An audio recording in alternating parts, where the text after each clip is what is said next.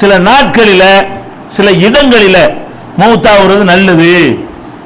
செவ்வாய்க்கிழமை போயிட்டானே நரகம் தான் அப்படிங்கிறது. செவ்வாய்க்கிழமை சனிக்கிழமையா போய் தொலைஞ்சா இன்னொரு ஒரு நாளைக்கு முந்தி போயிருக்க கூடாதா? வெள்ளிக்கிழமை போயிருந்தா சொர்க்கத்துக்கு போயிருப்பானே. நம்மளோட பேசிக்கிட்டு இருக்கிறாங்க. ஒரு மனுஷன் என்னைக்கு மௌத்தாகிறானோ அதுக்கு தகுந்தவாறு நல்ல மௌத்துங்கிற மாதிரியும் அதுக்கு தகுந்தவாறு கெட்ட மௌத்துங்கிற மாதிரியும் நம்ம என்ன செய்யறோம், நமக்குள்ள பரவலாக நினைக்கிறதுக்கு ஒரு அடிப்படை இருக்கிறது. அடிப்படை இல்லாம நம்ம நினைக்கல. ஒரு ஹதீஸ் இருக்கிறது, பல நூல்களில் பதிவு செய்யப்பட்ட ஒரு ஹதீஸ் இருக்கிறது. அது எல்லாமே சரியில்லாத ஹதீஸா இருக்கிறது. அதனால நம்ம அந்த சரியில்லாத ஒரு ஹதீஸை சரியானது மாதிரி அவங்க மக்கள் மத்தியில் வச்சிட்ட காரணத்தினால நம்ம அது மாதிரி நினைக்கிறோம். அது என்ன ஹதீஸ்? நபிகள் நாயகம் ஸல்லல்லாஹு அலைஹி வஸல்லம் சொன்னதாக அனஸ் ரலியல்லாஹு அன்ஹு அவர்கள் அறிவிக்கிற ஒரு ஹதீஸ் முஸ்னத் அபூ யாலா அப்படின்னு ஒரு ஹதீஸ் நூல் இருக்கிறது. அதுல பதிவு செய்யப்பட்டிருக்கிறது. என்ன பதிவு செய்யப்பட்டிருக்குன்னா, மம்மாத்த யௌமல் ஜுமா உக்கிய அதாபல் கபர். யார் ஒருத்தன் வெள்ளிக்கிழமை மரணிக்கிறானோ கபர் வேதனையிலிருந்து காப்பாற்றப்படுகிறான். அவனுக்கு கபர் வேதனை இல்லைன்னு அர்த்தம். யார் வெள்ளிக்கிழமை மௌத்தாகிறானோ அவனுக்கு கபர் வேதனை கிடையாது அப்படிங்கிற மாதிரியான ஒரு ஹதீஸ் இருக்கிறது முஸ்னத் அபூ யாலாவுல. இதை அறிவிக்கக்கூடிய அறிவிப்பாளர்ல யஸீத் அல் குரஷின் ஒரு ஆள் இடம் பெறுகிறார். இவர் பலவீனமான ஒரு ஆள். இவருடைய எந்த அறிவிப்புகளையும் ஹதீஸ்களை வல்லுநர்கள் ஏற்றுக்கொள்ள மாட்டார்கள். சொல்லக்கூடிய இந்த ஆள் தகுதியற்றவராக ஹதீஸ்களை வல்லுநர்களால் நிராகரிக்கப்பட்டிருக்கிற காரணத்தினாலையும், இரண்டாவது எந்த ஒரு மனிதனாக இருந்தாலும் கபர் வேதனையிலிருந்து அதில் தப்பிக்க இயலாது என்று நபி ஸல்லல்லாஹு அலைஹி வஸல்லம் அவர்கள் சொல்லி இருக்கிற ஆதாரபூர்வமான ஹதீஸுக்கு முரணாக இருக்கிற காரணத்தினாலையும் வெள்ளிக்கிழமை மௌத்தானால் ஒன்றும் கிடையாதுங்கிறது தப்பு. இந்த செய்தி தவறான செய்தி. இந்த தவறான செய்தி அடிப்படை இல்லாத செய்தியை வைத்துக் கொண்டு அப்படி நம்புறாங்க, நிராகரிச்சிடணும். அதே மாதிரி இன்னும் ஒரு ஹதீஸ் இருக்கிறது. இது திருமதியில 994வது முதல் வால்யூம்ல நீங்க பாத்துக்கலாம். 994வது ஹதீஸ்ல இருக்கிறது. அதுல என்ன வருதுன்னு கேட்டா, மாமின் முஸ்லிமின் யமூத்து யௌமுல் ஜும்ஆ அவ் லைலத்துல் ஜும்ஆ, ஜும்மாவுடைய பகலிலோ ஜும்மாவுடைய இரவிலோ ஒருவன் மௌத்தாவானால் இல்லா வகாஹுல்லாஹு ஃபித்னத்தல் கபரி, கபருடைய அந்த சோதனையிலிருந்து அல்லாஹ் அவனை காப்பாற்றி விடுகிறான். நபி ஸல்லல்லாஹு அலைஹி வஸல்லம் இப்படி சொன்னார்கள் என்று சொல்லி அப்துல்லாஹ் இப்னு அம்ர் என்ற சஹாபி அறிவிப்பதாக ஒரு செய்தி திருமதியிலே பதிவாகி இருக்கிறது. அந்த திருமதி இமாமே இது சரியில்லாத செய்தின்னு சொல்லிடுறாங்க. என்ன காரணம் சொல்றாங்க? அப்துல்லாஹ் இப்னு அம்ர் சொன்னதாக அறிவிக்கிறவர் ரபியா பின் சைஃப் என்பவர் அறிவிக்கிறார். அப்துல்லாஹ் இப்னு அம்ர் இப்படி சொன்னார் என்று நபி ஸல்லல்லாஹு அலைஹி வஸல்லம் சொன்னார்கள் என்று அப்துல்லாஹ் இப்னு அம்ர் சொல்றாரு. அப்துல்லாஹ் இப்னு அம்ர் இப்படி சொன்னார் என்று ரபியா பின் சைஃப்ங்கிறவர் சொல்றாரு. திருமதி இமாம் சொல்றாங்க, இவரும் அவரும் காலத்துல ஒத்துக்கிறாத ஆளு, ஒரு காலத்துல வாழல, இவர் அவர்கிட்ட கேட்டதே கிடையாது. நான் சொன்ன செய்தியை நீங்கள் அறிவிக்கிறதா இருந்தா என்னை பார்த்திருக்கணும், என்னத்திலும் கேட்டிருக்கணும். நீங்க சொல்ற செய்தியை நான் அறிவிக்கிறதா இருந்தால் பார்த்திருக்கணும். நமக்கு ஒரு 50 வருஷம் முந்தி மௌத்தா போன ஆளு சொன்னார், நான் அறிவித்தார், நீ எப்படி பார்த்தேன்னு, உனக்கு முந்தி ஒரு மௌத்தா போயிட்டார, நீ எப்படி அவர்கிட்ட போய் கேட்டேன்னு கேட்பமா இல்லையா? அப்ப இந்த ரபியாங்கிறவர் அப்துல்லாஹ் இப்னு அம்ருங்கிறவரை பார்க்கவே இல்லைங்கும் பொழுது அவர் சொன்னார்னு இவர் அறிவிச்சாரே, ஆனால் தொடர்பு இல்ல. நீ என்ன பார்க்காத ஒரு ஆள் அவர் சொன்னார்னு சொல்ற, நீ அவரை பார்த்ததே கிடையாது, அவர் சந்திச்சதே கிடையாது, அவர்கிட்ட கேட்டதே கிடையாது அப்படின்னு சொல்லி வேற நூல்ல இல்ல திருமதி நூல்ல எழுதுறார். அவர் இந்த ஹதீஸையும் பதிவு பண்ணிவிட்டு இது சரியில்லை. அவர் என்ன சொல்றாரு? வலா நாரிஃபு லி ரபியா பின் சைஃப் சமா மின் அப்துல்லாஹ் இப்னு அம்ர், அப்துல்லாஹ் இப்னு அம்ர் அவர்களிடமிருந்து ரபியா பின் சைஃப் அவர்கள் எதையும் செவியுற்றதாக நமக்கு எந்த ஆதாரமும் கிடைக்கவில்லை. அதனால இது அறிவிப்பாளர்களுக்கு மத்தியில் தொடர்பு அருந்ததாக இருக்கிறது.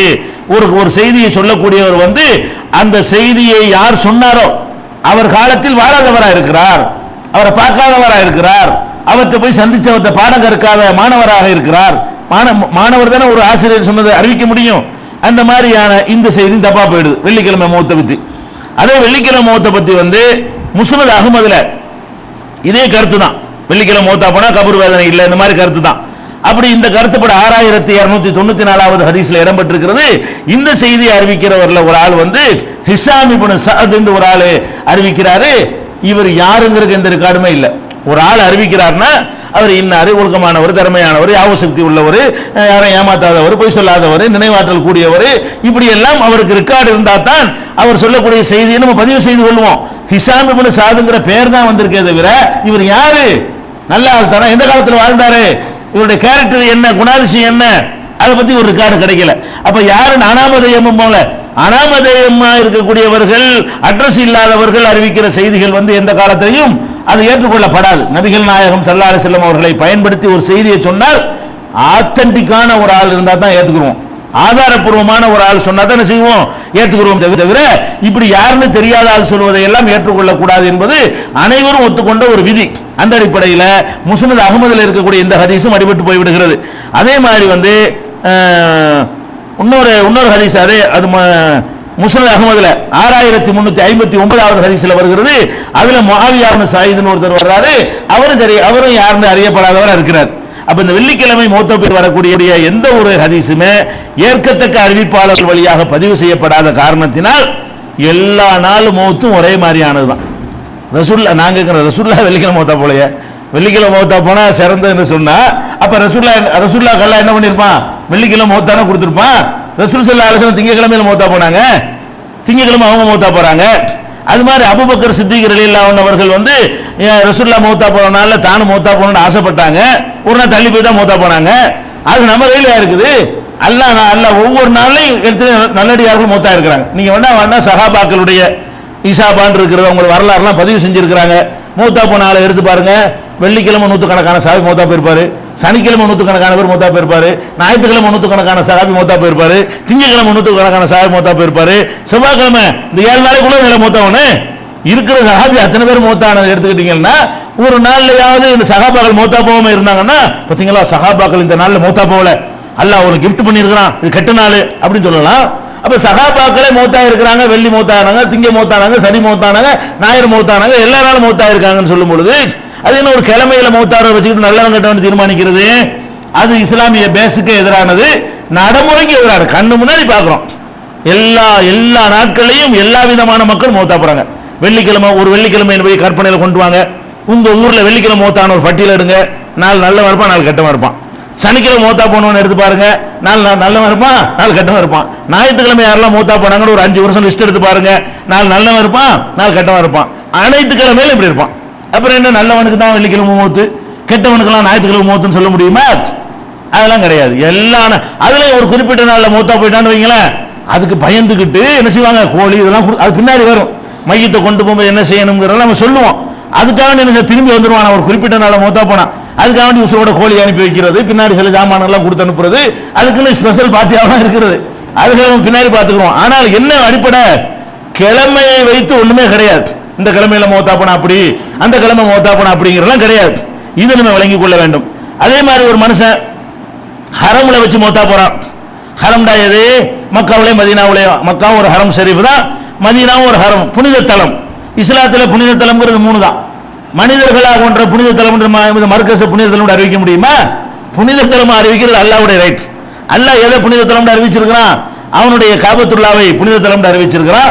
பைத்துல் முகத்தஸ வந்து பாரக்னா ஹவுலஹு அல்லாஹ் சொல்றான், இலல் சுப்ஹானல்லதி அஸ்ரா பி அப்திஹி லைலம் மினல் மஸ்ஜிதில் ஹராமி இலல் மஸ்ஜிதில் அக்ஸா அல்லதி பாரக்னா ஹவுலஹு, அதன் சுற்றுப்புறத்தை எல்லாம் பரக்கத்து மிக்கதாக நாம் ஆக்கியிருக்கிறோம் என்று சொல்லி பைத்துல் முகத்தஸ் என்று ஜெருசலத்தில் உள்ள அல் அக்ஸா மசூதியையும் அல்லாஹ் புனிதமானது என்று அறிவித்திருக்கிறான்.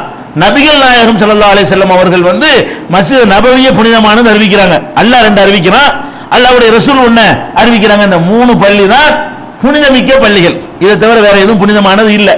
ஹரமைன் என்று சொன்னா இந்த 2ஐயும் எடுத்துக்கணும். 2 புனித தலம்னு சொன்னா எது? மக்கா 1, மதீனா 1.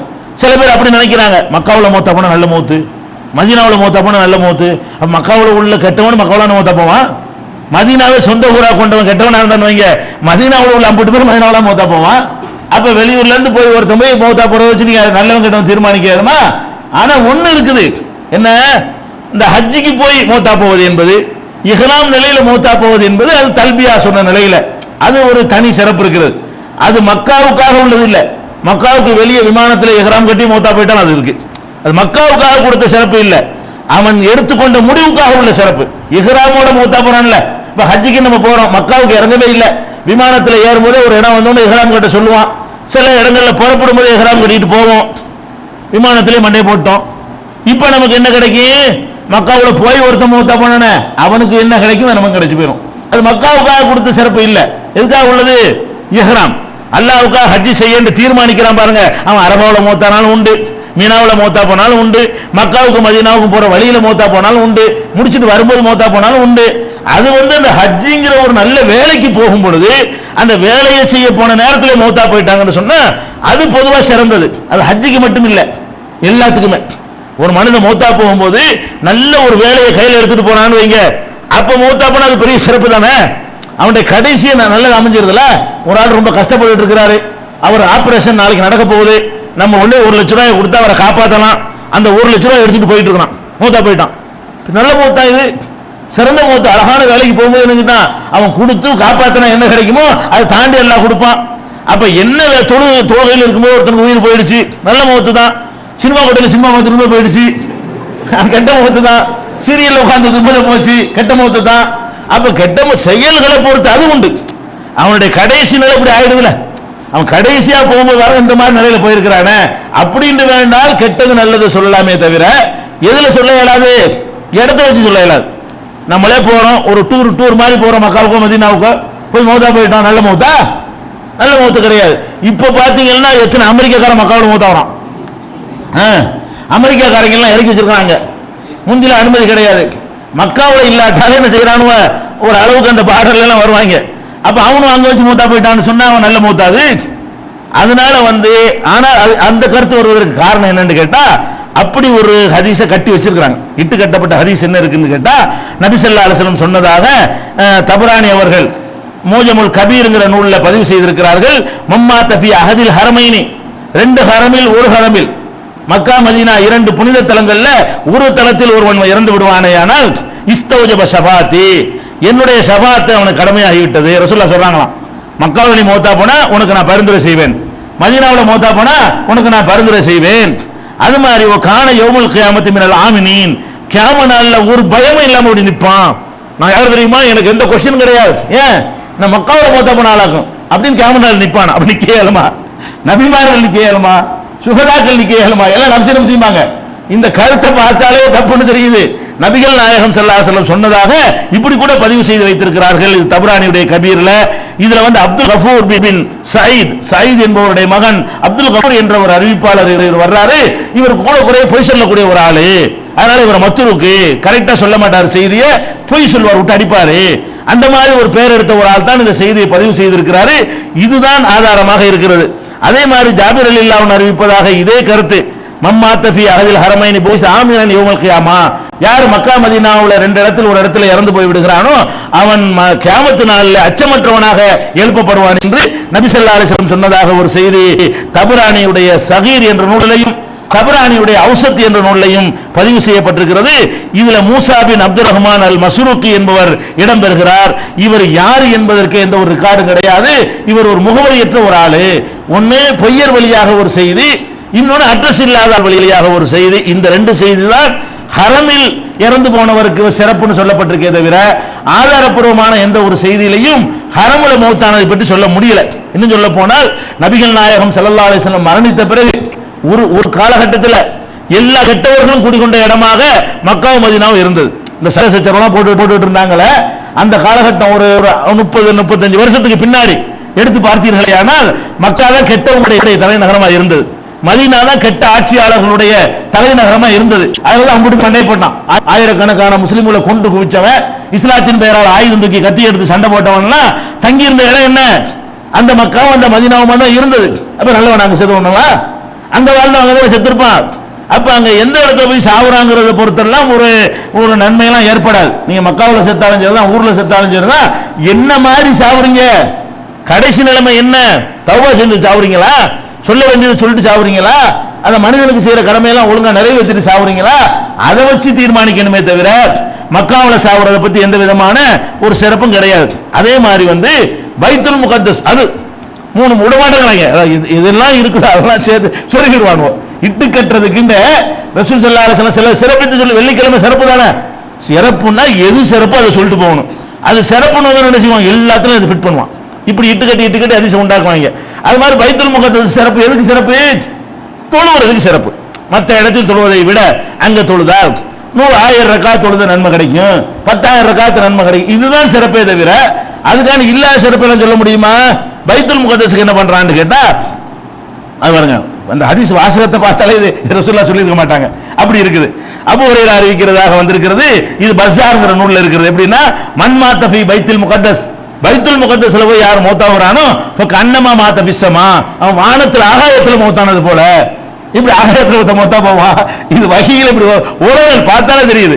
ரசூலுடைய வாயிலிருந்து இப்படிலாம் ஒரு வார்த்தை வருமா? அர்த்தம் இல்லாத வார்த்தை. இந்த காலத்திலேயாவது ஆகாயத்தில் ஒருத்தர் மௌத்தாகலாம். எப்படி? இந்த சேட்டலைட்ல வந்து யுகம் உண்டாக்கி வச்சிருக்காங்க, செயற்கைக்கோள் உண்டாக்கி வச்சிருக்காங்க, அங்க போய் அந்த இடத்துல நிப்பாட்டி வச்சிருக்காங்க, ஆராய்ச்சி மையத்தை நினைஞ்சிருக்கான் அந்த இடத்துல கட்டி வச்சிருக்கான், அதுல போய் தங்குறதுக்காக வேண்டி போய் வாடகை கோடிக்கணக்கான ரூபாய் கொடுத்து போய் தங்குறாங்க. அங்க ஒருத்தன் மண்டையை போட்டான்னு வைங்க, அப்படி தூக்கி வெளியே போட்டா வெளியே நின்றுட்டே இருப்பான். ஈர்ப்பு சக்தியோட தாண்டிட்டான்ல, பூமியோட ஈர்ப்பு சக்திக்குள்ள போட்டாதான் இழுத்துரும். ஈர்ப்பு சக்திக்கு மேல ஒருத்தன் தூக்கி போட்டின்னு வைங்களேன், அவன் என்ன செய்வான்? அந்த இடத்துல நிற்பான். இந்த பூமி எவ்வளவு தூரத்துக்கு இழுக்குமோ அதுக்கு மேல நீங்க ஒரு ராக்கெட்ல போய் அங்கிருந்து ஒருத்தன் தள்ளி விட்டேன்னு வைங்களேன், அப்படி நிற்பான். ஏன் இழுக்காது? பூமி எப்படி அந்த இடத்துல நிக்கிறதோ அது மாதிரி அவன் நின்று இருப்பான். அவன் தான் வானத்துல மௌத்தா போறவன். ரசூலுல்லாஹ் காலத்துல இது நடக்க சாத்தியம் இருக்கு? அந்த காலத்துல சாத்தியம் கிடையாது. அப்ப எப்படி வருது? யார் ஒருத்தன் பைத்துல் முகத்தஸ்ல மௌத்தா போறானோ அவன் வானத்திலே மௌத்தா போறான், ஆகாயத்தில் மௌத்தாவான. சரி, ஆகாயத்தில் மௌத்தான பெரிய சிறப்பாது, ஆகாயத்தில் மௌத்தாவனை போல அப்படின்னு வந்திருக்கிறது. இதுல என்ன?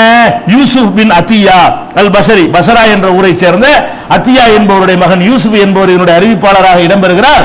இவர் பலவீனமான ஒரு ஆள், இவர் சரியான ஆள் இல்ல என்று நிராகரிக்கப்பட்ட ஆட்கள் வழியாகத்தான் இப்படி சொல்லப்பட்டிருக்கிறது. ஆக சாராம்சம் என்னவென்று சொன்னால், எந்த ஊர்ல இறந்து போறீங்க அது மேட்டரே கிடையாது, எந்த வயசுல இறந்து போறீங்க அது ஒரு மேட்டரே கிடையாது, எந்த மாதிரி கஷ்ட நஷ்டத்தோட இறந்து போறீங்க அது ஒரு மேட்டரும் கிடையாது, எந்த நாளில் எந்த நேரத்தில் மௌத்தா போறீங்க, லோகர்ல மௌத்தா போட்டார் நல்லவர், அசர்ல மௌத்தா போட்டார் கெட்டவர், அதெல்லாம் ஒண்ணுமே கிடையாது. ராத்திரில மௌத்தா போனாரு, காலையில மௌத்தா போனாரு, எந்த ஒரு மேட்டரும் கிடையாது. மௌத்துங்கிறது நம்ம தேர்ந்தெடுத்து செய்யற காரியம் கிடையாது. அவன் நம்ம மீது தீர்மானித்த ஒரு விஷயம். யார் யாருக்கு எப்படி புரோகிராம் பண்ணானோ அது போய்கிட்டே இருக்கும். நம்மளா செஞ்ச உழைப்புக்கு தான் நல்லது கெட்டது கிடைக்குமே தவிர நம்ம மேல திணிக்கப்பட்டதுக்கு எந்த விதமான நன்மை தீமை வராது என்ற அடிப்படையை புரிந்து கொண்டு இந்த மௌத்துகளை எல்லாம் இந்த மாதிரி என்ன செய்யணும், எல்லாத்தையுமே நல்லதாகவே எடுத்துக்கொள்ளக்கூடிய வகையில் இந்த மார்க்கத்தினுடைய ஒழுங்குகள் தரப்பட்டிருக்கிறது. இதை புரிஞ்சுக்கணும்.